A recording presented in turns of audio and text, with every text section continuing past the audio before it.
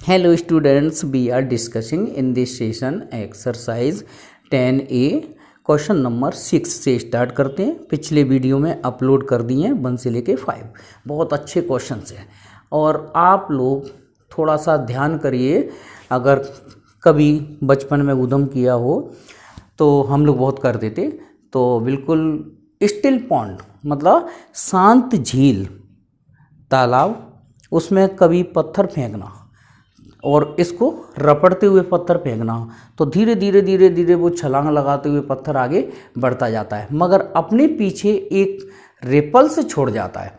और रिपल्स माने वृत्तीय तरंग बनती चली जाती हैं और वृत्तीय तरंग बनती जाती हैं। उसी तरह के समस्या से ये वाला क्वेश्चन रिलेटेड है। तो देखो, एक सर्कुलर रिपल्स है, स्टिल पॉन्ड माने शांत झील में हमने पत्थर फेंका और उसकी जो रिपल्स रेडियस क्या है, त्रिज्या बढ़ती चली जाती है। ठीक है, तो उसकी त्रिज्या 1 सेकंड में 2 सेंटीमीटर बढ़ती जा रही है। जब उसकी त्रिज्या बढ़ेगी, रेडियस बढ़ेगी, तो क्लियर सी बात है कि उसका एरिया बढ़ेगा। तो उन्होंने जो पूछा है कि एरिया कितना होगा, लेकिन ये कहाँ से आता है, r = 7 सेंटीमीटर। हम उसकी एरिया की रेट ऑफ चेंज कब देख रहे हैं, जब उस रिपल्स की रेडियस 7 सेंटीमीटर हो गई हो। ओके, इनिशियल रेडियस 7 सेंटीमीटर पर। तो आपको पता है कि यहाँ पर ये सर्कल है, तो बाई फॉर्मूला सर्कल का एरिया सब बच्चे जानते हैं, πr²। Okay, on differentiating with respect to t dA/dt equal to pi r² का डिफ्रेंसिएशन t के रेस्पेक्ट में करेंगे तो 2r dr/dt। ओके, अब हमें इनिशियल रेडियस कितनी दी है, 7 सेंटीमीटर। रख दो π/7 और रेडियस की जो रेट चेंज है वो दी है कितना, 2। बस इसका मल्टीप्लाई कर लो, 7 × 14, 14 × 28, 28 पाई। आंसर हम जब लिखेंगे तो यूनिट के साथ लिखेंगे। Final step, initial radius 7 centimetre थी, तो 28 पाई। देखो यूनिट लिखने का तरीका, एरिया की यूनिट सेंटीमीटर, डिवाइड माने पर, और dt किस में, सेकंड में। बस ये हमारा फाइनल आंसर। क्वेश्चन नंबर 7, ये भी बहुत बढ़िया सवाल है। एक गुब्बारा है और हम उसमें हवा भरते चले जा रहे हैं। ओके, और गुब्बारे की इनिशियल रेडियस, मतलब गुब्बारा होगा तो रेडियस होगी उसकी स्टार्टिंग में कुछ ना कुछ, तो इसकी इनिशियल रेडियस, प्रारंभिक त्रिज्या है 15 सेंटीमीटर और उसकी रेडियस हवा भरने के कारण 1 सेकंड में 10 सेंटीमीटर बढ़ती चली जा रही है। तो इसका सरफेस एरिया, पृष्ठीय क्षेत्रफल किस दर से बढ़ रहा होगा, ये हमें फाइंड करना है। ओके, तो ये हो गया गिवन और ये फाइंड करना है सरफेस एरिया। ठीक है, बस तो ये बाई, आपको पता है गुब्बारा स्फेरिकल लेते हैं हमेशा, by formula surface area of sphere. ठीक है, सरफेस एरिया ऑफ स्फीयर माने हो गया है, हिंदी में बोलें तो इसको गोले का पृष्ठीय क्षेत्रफल। तो गोले का पृष्ठीय क्षेत्रफल S = 4πr²। ओके, इसको डिफ्रेंशिएट कर दो, बहुत इजी सवाल है ये। तो ds/dt = 4 पाई और r² का डिफ्रेंशिएशन t के रेस्पेक्ट में 2r dr/dt।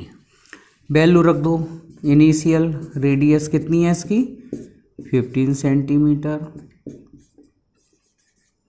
तो 4 पाई। ठीक है,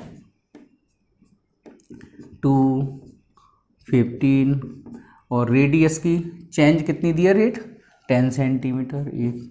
एक सेकंड में 10 सेंटीमीटर रेडियस बढ़ती चली जा रही है। बस इंटू कर लो इसका 15 दूनी 30, 30 के 4 12, 120, 1200 पाई हो गया 1200 पाई। ठीक है, देखो एक बार मल्टीप्लाई कर लो, 15 दूनी 30 हो गए, 30 का गुणा 10 से करेंगे तो 300 हो जाएगा, 300 का 4 गुना 4 1200 पाई। आंसर लिखेंगे फाइनली ds/dt इक्वल टू 1200 पाई।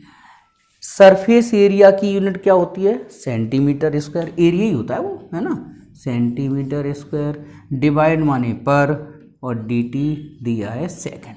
ये हमारा सॉल्यूशन हो गया। और फिर समझा दें, एक घन है और उसमें हम हवा भरते चले जा रहे हैं और घन की प्रारंभिक कोर कितनी है 5 सेंटीमीटर है और 1 सेकंड में उसकी कोर बढ़ती चली जा रही है 2 सेंटीमीटर।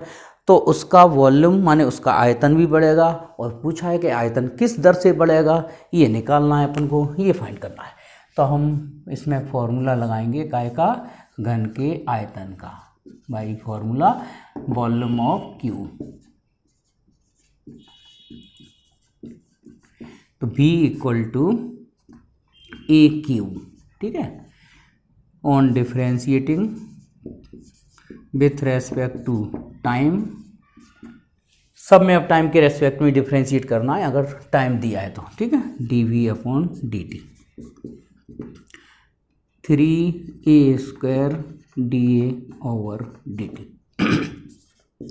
dV/dt, ए की इनिशियल एज है इसकी 5 सेंटीमीटर, तो 5 × 5 dA/dt दिया है, मतलब इसकी कोर किस रेट से बढ़ रही है 2 सेंटीमीटर 1 सेकंड में। तो 5 25, 25 75, 75 दूनी 150, 150। ओके, अब इसका फाइनल आंसर जब हम लिखेंगे तो ऐसे लिखेंगे dV/dt 150। ओके, अब इसकी वॉल्यूम की यूनिट क्या होती है क्यूबिक सेंटीमीटर, ठीक है, डिवाइड माने पर और dt सेकंड है, मतलब टाइम दिया है सेकंड में। तो ये हमारा इस सॉल्यूशन का इस सवाल। क्वेश्चन नंबर 9, क्वेश्चन नंबर 9 और क्वेश्चन नंबर 8 में काफ़ी सिमिलरिटी है मगर है उल्टा। उल्टा क्या है, इस सवाल में आपको आयतन के परिवर्तन की दर दे दी गई है और उसके कोर की लंबाई में क्या परिवर्तन हो रहा है ये पूछा जा रहा है। ठीक है, प्रैक्टिकल वही है कि एक कोई प्लास्टिक का क्यूब है, उसके अंदर हवा भरी जा रही है, उसके अंदर जो हवा भरी जा रही है वो 1 सेकंड के अंदर 0.003 मीटर क्यूब भरी जा रही है। अब हवा भरेंगे तो सीधी सी बात है उसका वॉल्यूम तो उन्होंने दे दिया। अब ये पूछा जा रहा है कि उसकी एज किस रेट से बढ़ेगी, है ना, उसकी कोर की लंबाई क्या होगी, मतलब उसमें क्या चेंजेस रहेंगे। हाँ, और अब देखो क्यूब होगा तो उसका कुछ ना कुछ तो अस्तित्व होगा, माने उसकी कुछ ना कुछ तो कोर की लंबाई होगी, तो उसके कोर की लंबाई है 20 सेंटीमीटर। तो इस सवाल में ध्यान देना, उन्होंने ये चेंज दिया है वॉल्यूम में, वो दिया है मीटर क्यूब पर सेकेंड, और जो रेडियस इसकी जो क्यूब की लेंथ है वो 20 सेंटीमीटर दी है। तो जब हम यहाँ वैल्यू रखेंगे, देखो क्वेश्चन नंबर 8 में ये पूछा था, ये और ये दिया था, और यहाँ पर ये गिवन है, ये गिवन है और ये फाइंड करना है dA/dt। तो dV/dt दिया है अपने 0.003 मीटर क्यूब। अब इसे हमें सेंटीमीटर में कन्वर्ट करना है, तो सेंटीमीटर में कन्वर्ट करना है तो 100 × 100 × 100 3 बार मल्टीप्लाई करेंगे, क्योंकि मीटर क्यूब 1 मीटर में कितना होता है 100 सेंटीमीटर। 100 सेंटीमीटर आप जानते हो, फिर भी लिखना पड़ेगा सॉल्यूशन में यहाँ, ठीक है, एग्जाम के लिए। चलो 3 और ए कितना दिया है 20 सेंटीमीटर, तो 20 × 20। अब यहाँ से D a upon d T की वैल्यू हम फाइंड कर लेंगे कितने पर, ए इक्वल टू 20 सेंटीमीटर पर। ओके चलिए, तो क्वेश्चन नंबर 8 में क्या दिया था, क्वेश्चन नंबर 8 में जे फाइंड करना था वॉल्यूम का रेट चेंज, और ये गिवन था। चलिए अब हम इसको कैलकुलेशन को केयरफुली कर लेते हैं।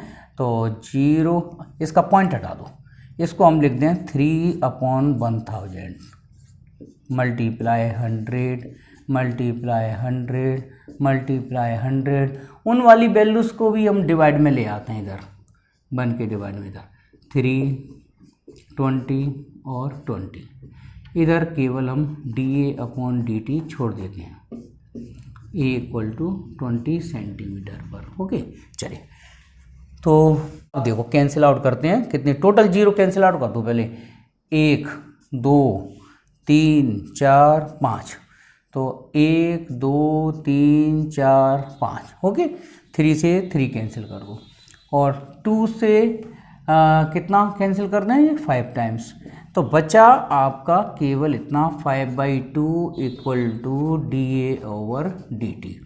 Therefore d a upon d t equal to 2.5 centimetre पर सेकेंड। क्वेश्चन नंबर 10, ये भी बिल्कुल लगभग पिछले सवालों जैसा ही है कि एक सर्कुलर प्लेट मान लो, लोहे की प्लेट मान लो, और हम इसे अगर गर्म करें तो उसकी रेडियस 1 सेकंड में कितनी बढ़ती चली जा रही है, 0.02 सेंटीमीटर। तो पूछा जाए कि उसका एरिया किस रेट से चेंज होगा जब रेडियस 2 से कितनी हो जाए, 2.1। तो 2.1 पर पूछा है फाइनली, ठीक है, 2 फालतू दिए, तो 2.1 हमारी इनिशियल रेडियस लेके चलेंगे। भाई वो आपसे पूछ लिया उन्होंने कि 2.1 पर एरिया में क्या चेंज होगा, ठीक है। अब पहले क्या थी, कोई लेना देना नहीं है, हमसे तो ये पूछा है कि हम इनिशियल रेडियस 2.1 लेके चलेंगे, ठीक है। फॉर्मूला सर्कल का बाई फॉर्मूला, भाई सर्कुलर प्लेट है, वृत्तीय प्लेट है, तो वृत्त का क्षेत्रफल πr²। Okay, on differentiating with respect to time d a upon d t π2r dr upon d t. Okay, अब हमें इनिशियल रेडियस कितना लेना है, देखो पहले 2 थी, फिर 2.1 हो गई, 2.1 पे पूछा था, 2.1 रखेंगे यार की जगह, 2.1 π2 और dr अपॉन dt दिया है 0.02 सेंटीमीटर पर सेकंड। बस इसको सॉल्व कर लेते हैं, तो इसको सॉल्व करते हैं तो 21 दूनी 42, और 42 के दुगने 84 हो गए, 84, लेकिन पॉइंट लगाएंगे, देखो कहाँ पॉइंट लगेगा, 1 2 3 डिजिट बाद, माने 0.084 पाई। ओके, हम आंसर यहाँ पे भी छोड़ सकते हैं, और अगर आंसर सीट से आंसर मिलाना है तो आप पाई की वैल्यू रख देना 0.084, पाई की वैल्यू 22/7। हाँ, कंफ्यूज बिल्कुल मत होना, आंसर आप यहाँ पे भी छोड़ के आओगे तो भी आपको पूरे नंबर दिए जाएंगे, और आगे सॉल्व कर दो तो कोई दिक्कत नहीं है। तो पाई की वैल्यू 22/7, ठीक है, नो टेंशन। 7 से कैंसिल कर दो, तो 7 से कैंसिल आउट करेंगे तो 0.0, 7 एकम 7, 7 दूनी 14 और ये 22, और इसका मल्टीप्लाई किया तो मैं फाइनल आंसर लिख रहा हूँ D a upon d T. कितना आंसर आएगा इसका, 22 दूनी 44 की 4 जैसे लगी 2, ठीक है, 22 दूनी 44 की 4 जैसे लगी 2, और 22 एकम 22, 22 और 2, 7 एकम 7, 7 दूनी 14 और ये 22, ठीक है। या ऐसे करो, 22 दूनी 44 की 4 और 22 एकम 22, 22 और 4, क्या कर रहे हैं यार, D a upon d T.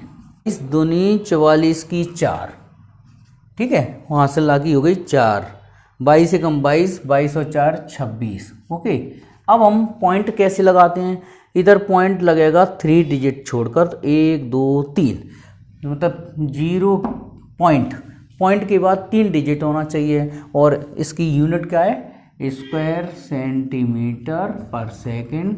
तो ये भी आंसर आप लिख के आ सकते हैं, और ये भी आंसर लिख सकते हैं, तो आपका आंसर गलत नहीं माना जाएगा। ओके, dA/dt ये भी आंसर चल सकता है। ठीक है, यूनिट जरूर लिख देना। Okay, thank you.